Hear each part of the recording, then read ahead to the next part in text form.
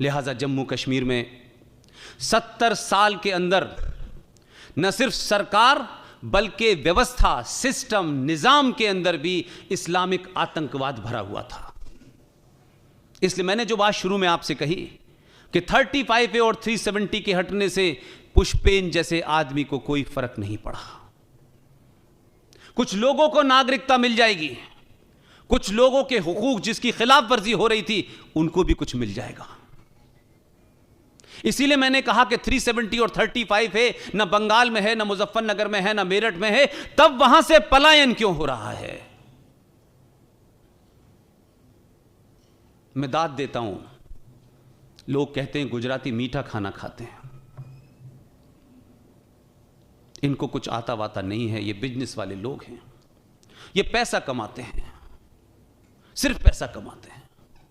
मैंने कई बार अपनी तकरीर में कहा कि सभी लोग राजनीतिक हो जाएंगे तो रफेल क्या पत्थरों से बेच के आएगा? इस देश में जो कुछ हो रहा है उसके लिए पैसा भी चाहिए। लिहाजा गुजरातियों के साथ में मैं इसलिए आपकी तारीफ खुले रूप पे कर रहा हूं, इसलिए नहीं कि सूरत से लौटने का टिकट आपके पास है, ऐसा कुछ मसला नहीं है, कि आपने जो बेहतरीन काम किया कि 2014 में आपने बहुमत तो दिया,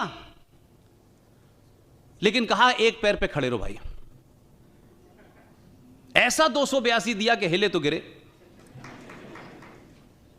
उस वक्त तैयारी चल रही थी, लेकिन क्या वजह है कि 5 साल वो सरकार रही, ये केस भी चला, सरकार की तरफ से वकील भी जाता था, अटॉर्नी जनरल, वो कभी कुछ कह के आता था, कभी कुछ कह के आता था। हम लोग कभी कभी बीच में फ्रस्ट्रेट भी होते थे कि भाई ये मसला क्या है, ये सरकार चाहती क्या है। लेकिन मैं जहां फोकस करना चाहता हूं, जिसके कारण मैं आपके बीच आया हूं, आपने 2014 को 2019 में फिर दोबारा से पूरी ताकत के साथ उस आदमी से कहा इस बार 2019 में हम ऐसा मैंडेट देंगे कि दोनों पैरों पे खड़े रहना इस बार। और यही नहीं किया, जैसे ही आपने ये मैंडेट दिया तो उसको लग रहा था कि मैं अकेला गुजराती कम पढ़ रहा हूं। उसने फौरन, जो हमारे एक मंत्री थे वो यही करते थे बस, उन्होंने कहा आप गृह मंत्रालय ले लें। तो जो असली बात है जिससे मैं खुश हूं, जिससे मैं ये मानता हूं कि ग़ज़वा-ए हिंद लाने वालों को,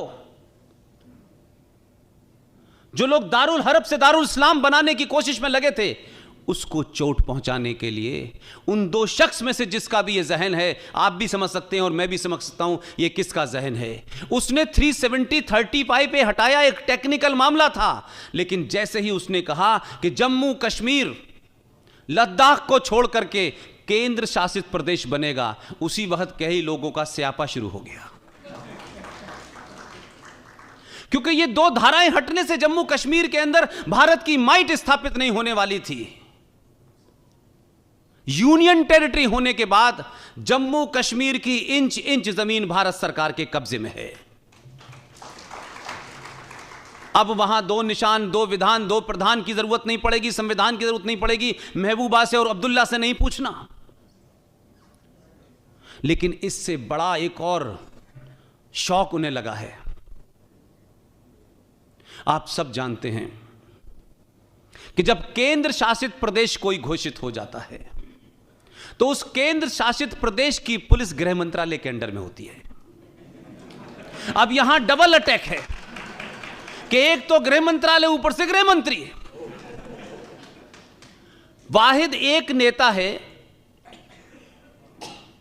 जिसके कमरे में एक तरफ चाणक्य और दूसरी तरफ सावरकर की तस्वीर लगी है। अगर आपका जहन क्लियर होगा और इसकी चिंता नहीं होगी कि दुनिया क्या कहेगी, यह रोग इस देश के सनातन संस्कृति को, लोगों को लग गया है।